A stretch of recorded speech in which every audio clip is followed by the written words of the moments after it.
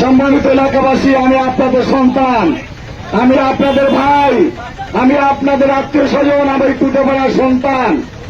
আমি ইউব্রাস করেছি, ডাবল কামেল করেছি। আমি একজন কলেজের স্যার।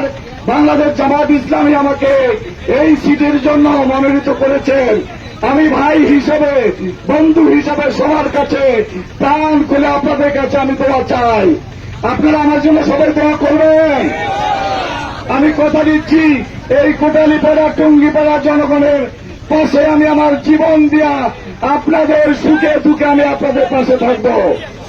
আমরা একটা বৈষম্য মুক্ত বাংলাদেশ গড়তে চাই, যেখানে গরিব দুঃখী নির্যাতিত মানুষ তাদের মন খুলে কথা বলবে।